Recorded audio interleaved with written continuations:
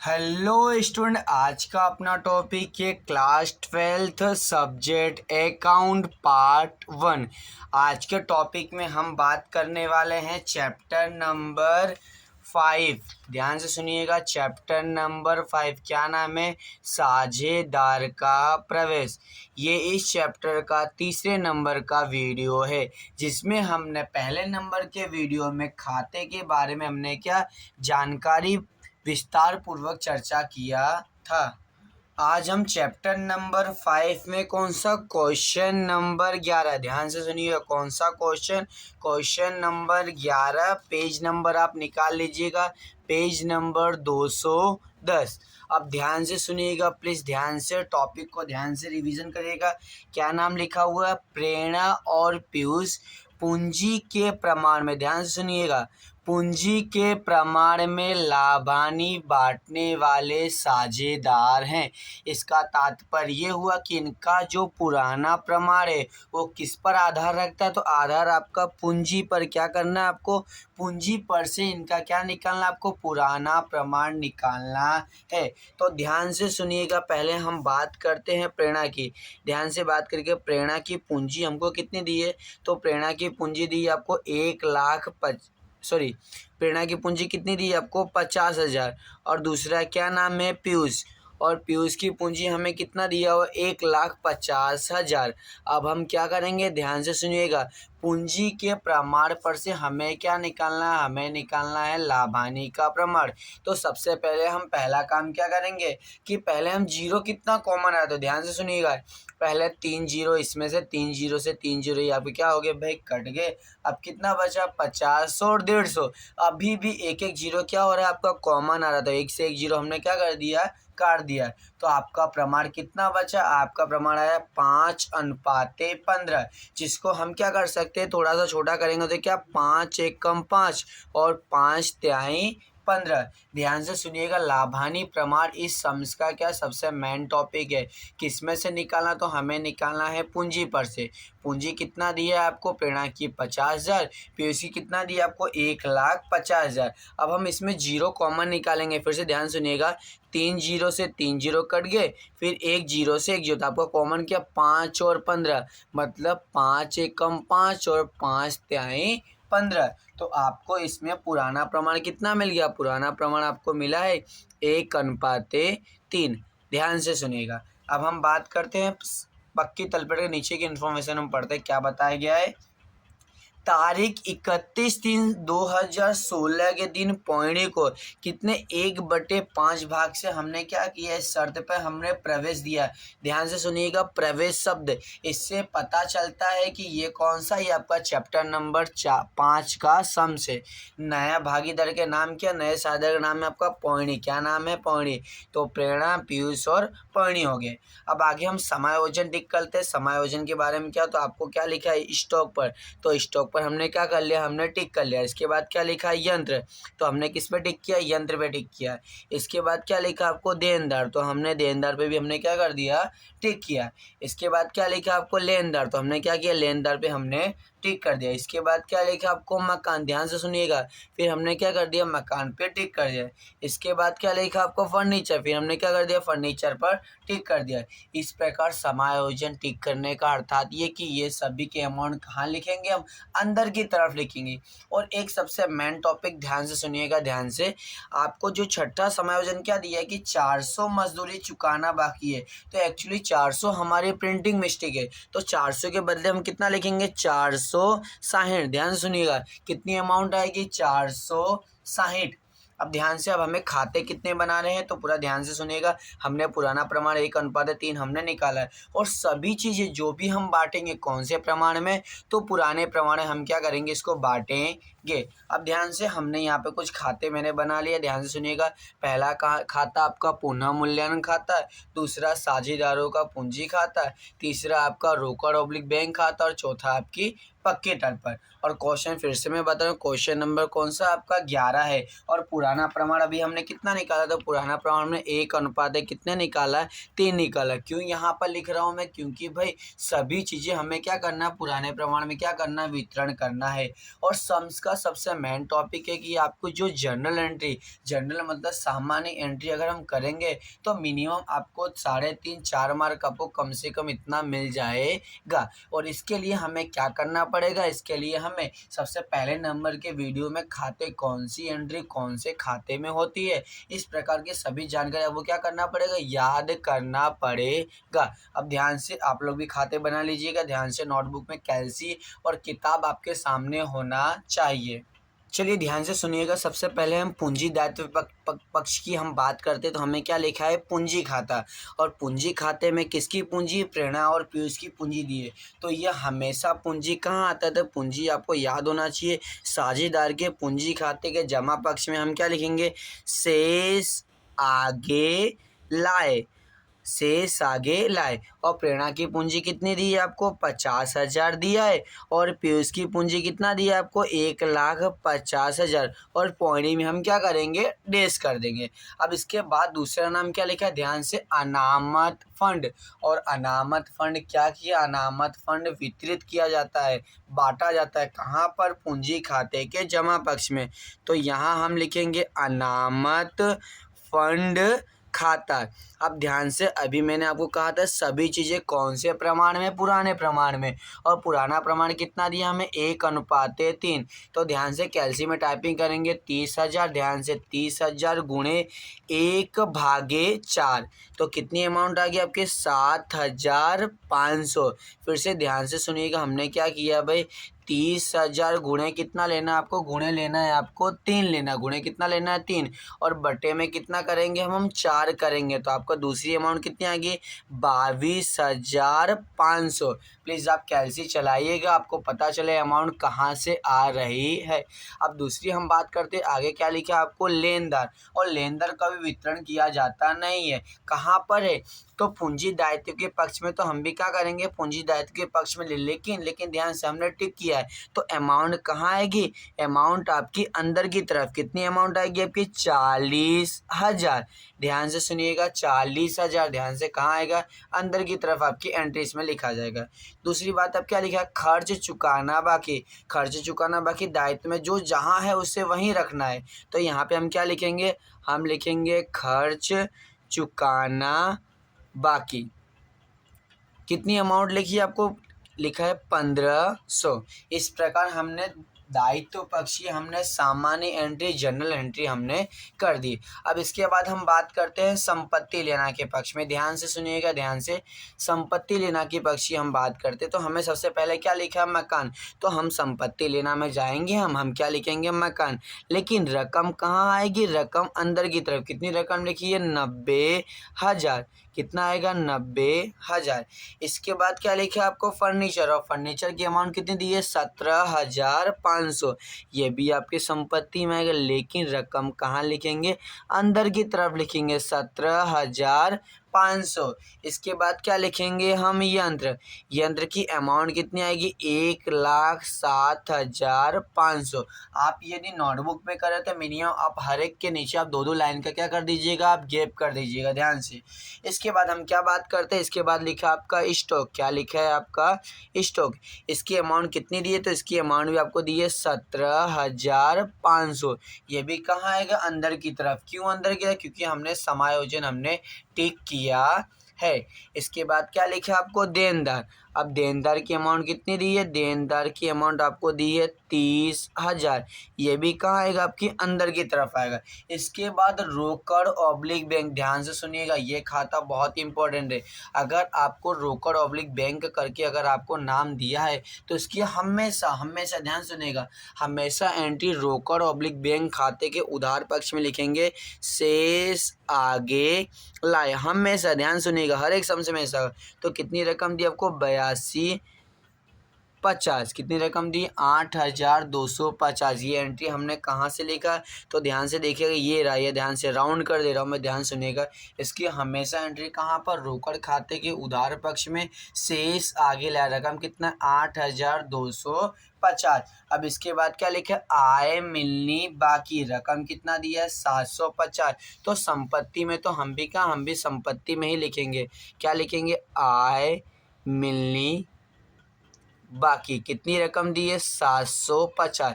इस प्रकार हमने जनरल एंट्री हमने क्या कर दी? हमने इतना, अगर आप यदि इतना आप करते तो कम से कम आपको 3, 3.5 या 4 मार्क मिलने के पूरे आपको चांसेस बने रहते। फिर से आप ध्यान से सुनिएगा, खाते आप कैसे पता चलेगा। तो आपको फर्स्ट नंबर का वीडियो आपको एक बार देखना पड़ेगा और खाते आपको याद करना पड़ेगा। चलिए अब आगे बात करते हैं समायोजन की। किसकी बात करते हैं? समायोजन की। पर उससे पहले ध्यान से सुनिएगा, उससे पहले हमें कौन सा प्रमाण? तो पुराना प्रमाण मैंने सबसे पहले आपको अच्छी तरह एक्सप्लेनेशन किया था। इसके बाद हमें इस सवाल में आपको नया प्रमाण दिया हुआ नहीं है। आपको कौन सा प्रमाण? नया प्रमाण दिया नहीं है। तो इसका मतलब क्या? इसका मतलब ये है, तो हमें कौन सा प्रमाण चाहिए होता है? तो हमें त्याग का प्रमाण चाहिए ना। कौन सा प्रमाण चाहिए हमें? त्याग का प्रमाण। अब त्याग के प्रमाण की आवश्यकता क्यों होती है? क्योंकि जो नवी ख्याति आदि, कौन सी ख्याति? नवी ख्याति, वो हमेशा कौन से प्रमाण में? त्याग के प्रमाण में बांटना पड़ता है। लेकिन आपको नया और त्याग का फॉर्मूला क्या होता है? आपका सूत्र क्या है? पुराना भाग माइनस नया भाग। तो पुराना तो दिया है किंतु नया दिया हुआ नहीं है। अब ध्यान से सुनिएगा, इस सम का सबसे मेन टॉपिक यही है कि त्याग का प्रमाण कैसे प्राप्त करेंगे। सबसे सिंपल सा है, ध्यान से सुनिएगा। त्याग का प्रमाण कैसे निकालना है? तो आपको क्या लिखना है कि पुराना प्रमाण बराबर त्याग का प्रमाण। कौन सा? फिर से ध्यान से सुनिएगा, नया प्रमाण जब न दिया गया हो तब हम त्याग का प्रमाण कैसे निकालेंगे? तो सिंपल सा है, ध्यान सुनिएगा। पुराना प्रमाण बराबर त्याग का प्रमाण। तो पुराना कितना दिया आपको? 1:3 दिया है या नहीं दिया है? तो वही आपका क्या हो जाएगा? वही आपका त्याग का प्रमाण भी हो जाएगा, 1:3। प्लीज़ आप इसको लिख लीजिएगा, नोट डाउन कर लीजिएगा, बहुत इंपॉर्टेंट है। आपको जब नया प्रमाण ना दिया हो तब कैसे निकालेंगे? तो फिर से ध्यान से सुनिएगा, पुराना प्रमाण बराबर नया प्रमाण। चलिए अब हम समायोजन की बात करते हैं। पहला समायोजन नंबर ध्यान से हम पढ़ते हैं, ध्यान से आप भी पढ़िएगा। क्या बोला गया? पहला समायोजन ध्यान से लिखा है, पॉइणी पूंजी पेटे। पेटे मतलब स्वयं का, ध्यान सुनिएगा।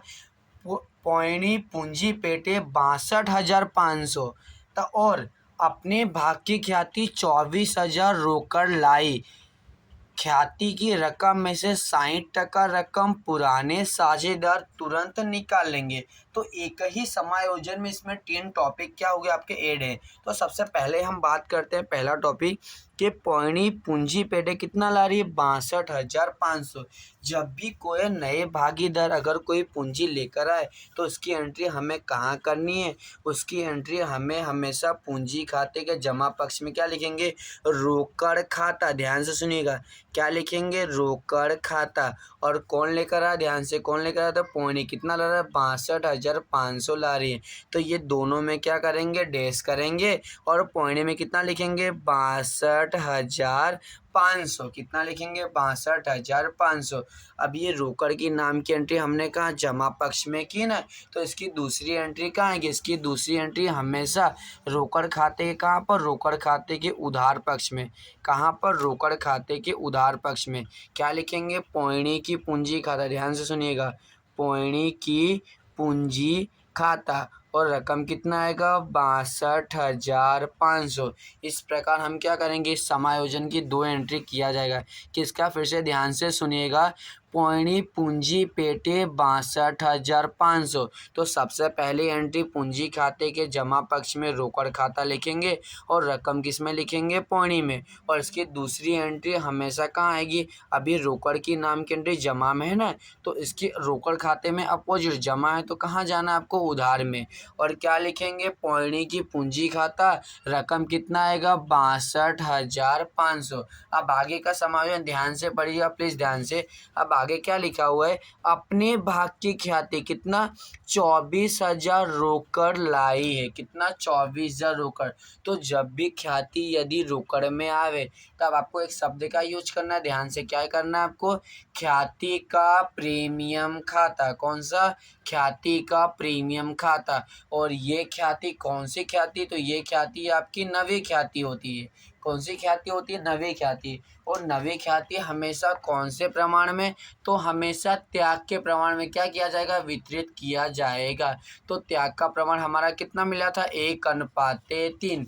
तो इसकी एंट्री कहाँ होगी, ध्यान से सुनिएगा। इसकी एंट्री हमेशा पूंजी खाते के जमा पक्ष में क्या लिखेंगे, हम लिखेंगे ख्याति का प्रीमियम खाता। ख्याति का प्रीमियम खाता। और रकम कितनी है आपकी 24,000। और कौन से प्रमाण में, तो अभी मैंने आपको बताया कौन से प्रमाण हम बांटेंगे। तो 24,000 को 1:3 में तो गुणे 1/4। कितना आपकी अमाउंट आई, 6,000। फिर क्या करेंगे, 24,000 गुणे 3/4। कैलसी ध्यान से चलाएगा। रकम कितनी है आपकी 18,000। इस प्रकार हम क्या करेंगे, दोनों जन में क्या करेंगे, दोनों सहायता वितरित कर देंगे। अब दूसरी एक ख्याति रोकड़ में है तो इसकी दूसरी एंट्री कहाँ होगी, इसकी दूसरी एंट्री हमेशा रोकड़ खाते के, ये जमा में तो कहाँ होगा, उधार में। तो क्या लिखेंगे, ख्याति का प्रीमियम खाता, रकम 24,000। इस प्रकार हमने ये एंट्री खत्म कर दी। ध्यान से सुनिएगा। इसके बाद आगे आगे क्या लिखा है कि ख्याति की रकम में से, ध्यान से सुनिएगा, ख्याति की रकम में से 60% रकम पुराने साझेदार तुरंत निकाल लेंगे।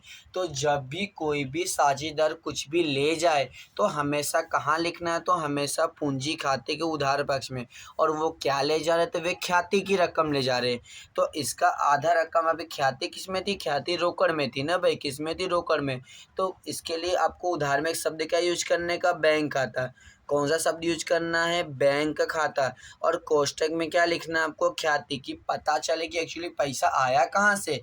अब कितनी टका रकम बोले तो बुक में ध्यान से ना, कितनी टका, 60%। तो हमें क्या करना है, हमें प्रेरणा की अमाउंट कितनी आई थी, 6,000 आई थी ना। तो 6,000 गुणे 60%, कितनी रकम आ गई आपकी, 3,600। कितनी अमाउंट आई आपकी, 3,600। इसके बाद क्या लिखा आपको, दूसरी अमाउंट कितनी दी पीयूष की, 18,000। 18,000 का 60%, कितनी रकम आ गई, 10,800। ये सबसे सिंपल कैलकुलेशन। ध्यान से सुनिए, कितनी रकम बोला है, 60%। तो 6,000 का 60% और 18,000 का 60%। और पौने में क्या करेंगे, हम डैश कर देंगे। अब ये बैंक शब्द है, बैंक मतलब कहाँ पर, पूंजी खाते को उधार में किया है ना हमने। तो दूसरी एंट्री कहाँ होगी, दूसरी एंट्री इसकी रोकड़ खाते के जमा पक्ष में। रोकड़ खाते का कौन से पक्ष में, जमा में। अब क्या लिखेंगे, लिखेंगे प्रेरणा की पूंजी खाते, प्रेरणा की पूंजी खाते। और रकम 3,600। दूसरा क्या आएगा, पीयूष की पूंजी खाता। ध्यान से सुनिएगा, थोड़ा ध्यान से लिखिएगा। पूंजी खाता, रकम कितना दिया है, 10,800। इस प्रकार आपके सभी समायोजन क्या हो गया, आपके पहला समायोजन कंप्लीट हो गया। अब दूसरा ध्यान से सुनिएगा, बुक आपके सामने रखिएगा। दूसरे में क्या कहा है कि स्टॉक और यंत्र की बाजार कीमत 20,000 और 1,20,000 है। तो 20,000 किसके लिए यूज हो रहा था, 20,000 स्टॉक के लिए। तो आप ध्यान से फिर से आप आ जाइए संपत्ति लेना में। स्टॉक की रकम कितनी दी आपको, 17,500। अब 17,500 पहले था, अब इसकी बाजार कीमत कितनी हो गई, 20,000 हो गई। तो इसका मतलब क्या हुआ कि वृद्धि हुई ना भाई। अब कितनी वृद्धि हो, तो 20,000 माइनस 17,500। 17,500 घटाएंगे तो रकम कितनी है आपकी, 2,500। इसका मतलब क्या हुआ, स्टॉक में क्या हो रही, वृद्धि हो रही। कितनी हुई, प्लस वृद्धि कितना करेंगे, 2,500। और रकम बाहर कितना आएगा आपका, 20,000। ध्यान से सुनिएगा, पहले स्टॉक की अमाउंट 17,500 थी और अब उसकी बाजार कीमत कितनी होगी, 20,000। मतलब वृद्धि हुई है ना भाई, ध्यान से सुनिएगा, ध्यान से। इसके बाद क्या लिखा है, यंत्र। यंत्र की अब बाजार कीमत कितनी हुई, 1,20,000। तो पहले भूतकाल में यंत्र कितने का था, भूतकाल में मतलब यंत्र कितना था, 1,75,000 का। तो कितनी वृद्धि हो, तो 1,20,000 माइनस 1,75,000 कितनी वृद्धि हुई, तो आपकी 12,500 क्या हुई वृद्धि। तो यंत्र के नीचे लिखेंगे प्लस वृद्धि और रकम 12,500 और रकम बाहर कितना आएगा 1,20,000। अब इसकी दूसरी एंट्री कहाँ करेंगे तो क्या हो रहा है ध्यान सुनिएगा। संपत्ति में वृद्धि हुई ना, संपत्ति में वृद्धि हमेशा कहाँ आएगा, संपत्ति में वृद्धि हमेशा पुनः मूल्यांकन खाते के जमा पक्ष में क्या नाम लिखेंगे, लिखेंगे यंत्र खाता। क्या लिखेंगे, यंत्र खाता। और कितने की वृद्धि, जितना हम प्लस करेंगे उतना ही लिखेंगे, ध्यान से सुनिएगा। कितना, 12,500। इसके बाद हमने क्या, इसके बाद हमने स्टॉक में कितनी वृद्धि की थी, 2,500 की। तो कहाँ पर लिखेंगे, पुनः मूल्यांकन के जमा पक्ष में। क्या लिखेंगे, स्टॉक खाता। क्या लिखेंगे, स्टॉक खाता और रकम 2,500। इस प्रकार हमने क्या कर दिया, हर एक समायोजन की दो दो एंट्री हमने कंप्लीट कर दी। अब आगे ध्यान से, आगे समायोजन नंबर तीसरा क्या लिखा है कि देनदारों पर 10% दूरबीन अनामत और 2% बट्टा अनामत का प्रावधान कीजिए। अब हम टॉपिक को ध्यान से, अब आ जाइए संपत्ति पक्की तल पड़ के संपत्ति लेना पक्ष में। तो आपको देनदार की अमाउंट कितना दिया, आपको 30,000। अब 30,000 का सबसे पहले हमें क्या करना, दूबटे नाम है, कितना टका, 10%। तो माइनस डू अनामत, शॉर्ट में मैं लिख रहा हूँ कितना टका, 10%। तो 30,000 का 10% कैसे चलाएगा, 30,000 आपने टाइपिंग की है गुणे 10% है। कितनी रकम आई आपकी, 3,000। कितनी रकम, तो इसके नीचे लिखेंगे रकम 3,000 और घटाने के बाद कितना बचा आपका, 27,000। आप क्या करेंगे, आगे क्या लिखा, और 2% क्या निकालना है, बट्टा अनामत। तो माइनस लिखेंगे बट्टा अनामत। कितना टका, 2%। तो रकम कितनी बची, 27,000 का 2%। रकम कितना हुआ, 540। और बाहर घटाने के बाद कितना बचेगा, 26,460। ध्यान से सुनिएगा, फिर से हमने क्या किया, देनदार पर 10% दूबटे अनामत, 30,000 का 10%, 3,000 घटाने के बाद रकम 27,000। फिर इस पे कितना, 2% बट्टा अनामत, 27,000 का 2%, 540। फिर घटाने के बाद बाहर कितनी रकम होगी, 26,460। अब इसकी दूसरी एंट्री ध्यान से सुनिएगा, दूसरी एंट्री तो हमेशा इसकी दूसरी एंट्री कहाँ आती, हमेशा पुनः मूल्यांकन खाते के उधार पक्ष में। पुनः मूल्यांकन खाते के उधार पक्ष में क्या लिखेंगे, पहले लिखेंगे दूबट ऋण अनामत खाता। दूबट अनामत हमारा कितना आया था, 3,000 आया था। कितनी अमाउंट आई थी आपकी, 3,000। इसके बाद दूसरी एंट्री हमने कौन सी की थी, बट्टा अनामत खाता और इसकी रकम कितनी आई थी, 540। ध्यान से सुनिएगा, ध्यान से सुनिएगा, ये रहा आपका कौन सी, देनदार की अमाउंट। ये आपकी दूबट अनामत 3,000 और बट्टा अनामत 540। तो दूसरी एंट्री पुनः मूल्यांकन खाते के उधार पक्ष में। अब हम बात करते हैं समायोजन नंबर 4।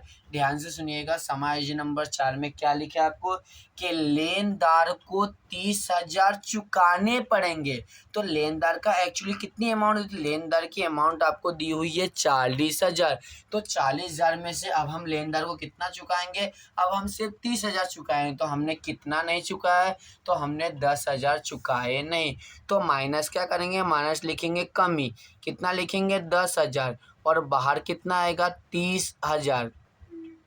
हमेशा जब भी यदि लेनदार को नहीं चुकाना है, फिर से अब खाते आपको याद होना चाहिए, लेनदार को नहीं चुकाना है उसकी एंट्री हमेशा कहाँ आएगी, हमेशा आपकी पुनः मूल्यांकन खाते के जमा में लिखेंगे लेनदार खाता। क्या लिखेंगे, लेनदार खाता। और अमाउंट कितनी, जो आपकी कमी हुई, कितनी कमी हुई, 10,000। तो 10,000 की एंट्री लिखेंगे। ध्यान से, कुछ कन्फ्यूजन्स में आपके मन में क्या है कि लेनदार को 30,000 अब चुकाने पड़ेंगे, तो कितना नहीं चुकाना पड़ेगा, तो पहले अमाउंट तो 40,000 थी, तो अब हम सिर्फ 30,000 ही चुकाएंगे। तो कितना हमने नहीं चुकाएंगे, तो हम 10,000 नहीं चुकाएंगे। मतलब क्या हो रही है, कमी हो रही है। और लेनदार को नहीं चुकाना हमेशा पुनः मूल्यांकन खाते के जमा पक्ष में लिखा जाता है। अब हम बात करते हैं समायोजन नंबर 5 की।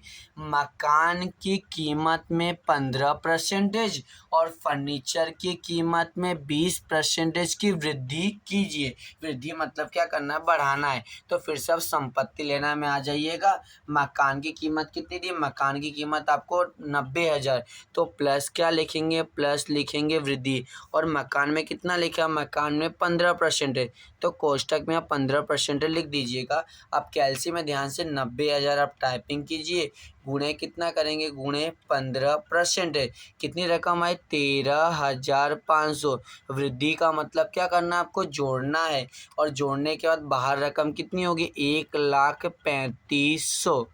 ध्यान से फिर से हमने क्या किया, हमने 90,000 का 15% है 13,500, और जोड़ेंगे तो बाहर कितना हो जाएगा 1,35,100। अब इसी प्रकार दूसरा क्या लिखा है कि फर्नीचर में कितनी वृद्धि करनी है 20% है। अब फर्नीचर कितना दिया आपको 17,500, तो प्लस लिखेंगे वृद्धि, काउंस में क्या लिखेंगे 20% है, तो 17,500 टाइपिंग करना कैलसी में, गुणे कितना 20% है, रकम कितना 3,500। अब जोड़ने के बाद बाहर कितना आएगा 21,000। अब क्यों हमने जोड़ा, क्योंकि वृद्धि करना है, क्या करना है, वृद्धि हमेशा क्या होता है आपका प्लस होता है।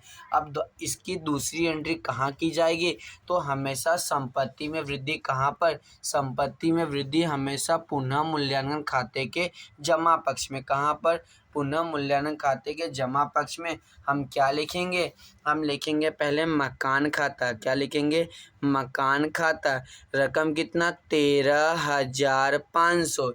इसके बाद क्या लिखेंगे, फर्नीचर खाता, रकम कितना आएगा, रकम आपका आएगा 3,500। हम जितना प्लस करेंगे उतना ही आपको यहाँ पर क्या करना, आपको लिखना है। अब आगे ध्यान से समायोजन नंबर छठा, ध्यान से समायोजन में छठे में प्रिंटिंग मिस्टेक, जो मैंने आपको पहले बताया था 400 नहीं, अमाउंट कितनी आएगी 460।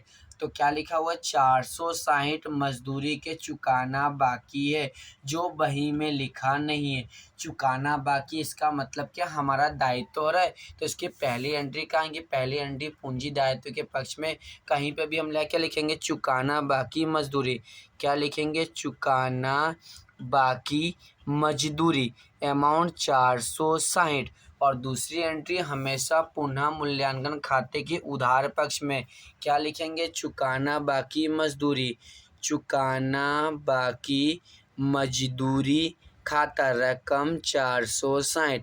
इस प्रकार सभी एंट्री का हो रही आपकी पूरी हो गई है। अब हम क्या करेंगे, अब हम खाते बंद करेंगे। ध्यान से कैलसी आपके पास होना चाहिए, खाते ध्यान से। सबसे पहले पुनः मूल्यांकन के जमा पक्ष में 12,500 प्लस 2,500 प्लस 10,000 प्लस 13,500 प्लस 3,500, तो आपकी अमाउंट कितनी होती है, आपकी अमाउंट 42,000।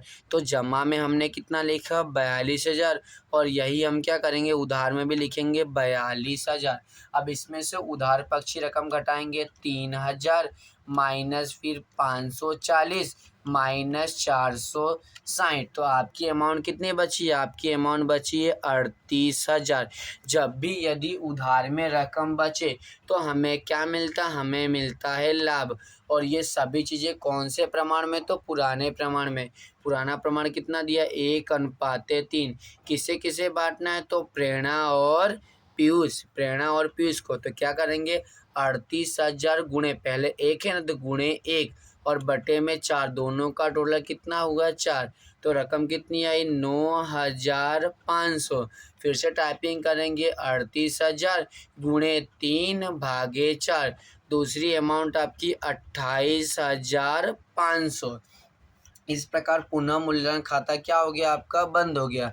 अब इसका लाभ आपका उधार में, तो दूसरा कहाँ जाएगा, पूंजी खाते के जमा पक्ष में। ध्यान से पूंजी खाते के जमा पक्ष में लिखेंगे पुनः मूल्यांकन खाता, रकम कितनी मिली आपकी 9,500 और 28,500। अब हम क्या करेंगे, अब हम पूंजी खाता क्या करेंगे, हम क्लोज करेंगे। ध्यान से देखिएगा, सबसे पहले हम क्या करेंगे, सबसे पहले हम पौनी का प्लस करते हैं। पौनी की तो आपको अमाउंट कितनी आ रही है 62,500। अब यही रकम हम क्या करेंगे उधार पक्ष में लिखेंगे 62,500। 62,500 यहाँ पे कोई रकम नहीं है, -0, तो अमाउंट कितनी आएगी आपकी 62,500। इस प्रकार हमें पौने की नवी पूंजी मिल गई। अब हम बात करेंगे पीयूष का, ध्यान सुनिएगा।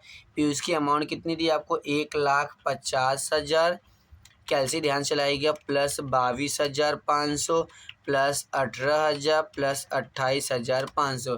तो रकम कितनी है आपकी 2,19,000। अब यही रकम उधार पक्ष में लिखेंगे 2,19,000। इसमें से उधार पक्ष में कितना रकम दिया 10,800। घटाएंगे, क्या करेंगे घटाएंगे, लिखेंगे 10,800।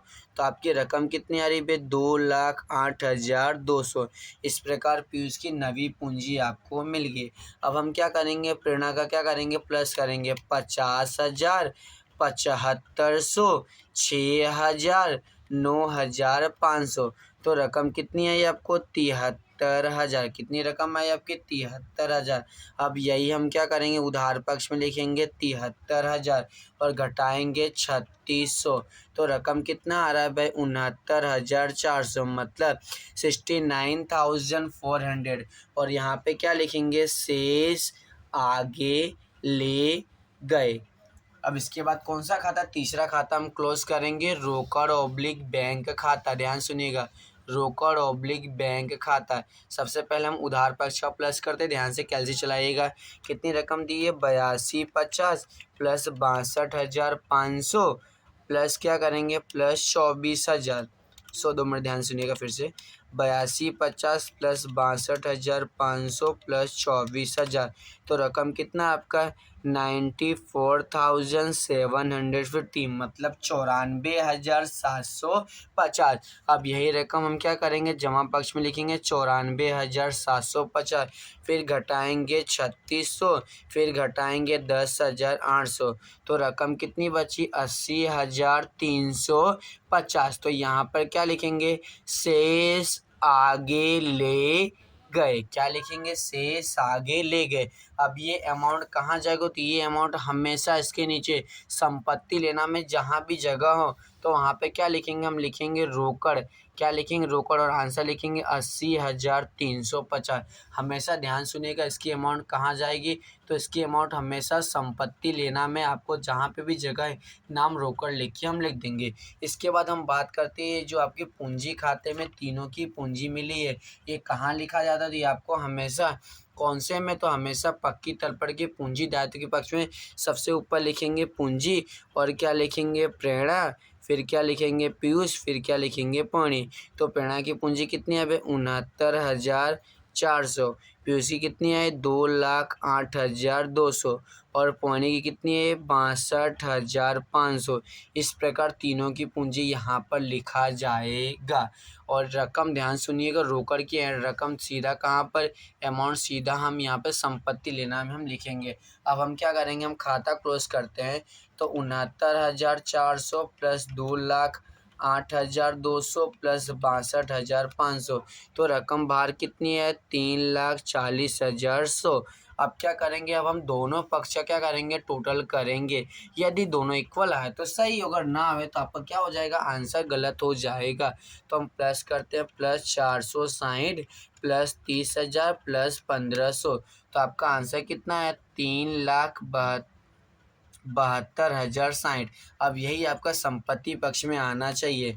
तो 1,35,00 plus 21,000 plus 1,20,000 plus 20,000 plus 26,460 plus 750 plus 80,350। तो हमारा दोनों क्या आ गया, हमारा दोनों इक्वल आ गया। प्लीज़ आप भी कैलसी चलाइएगा, ध्यान से आप भी कैलसी चलाइएगा।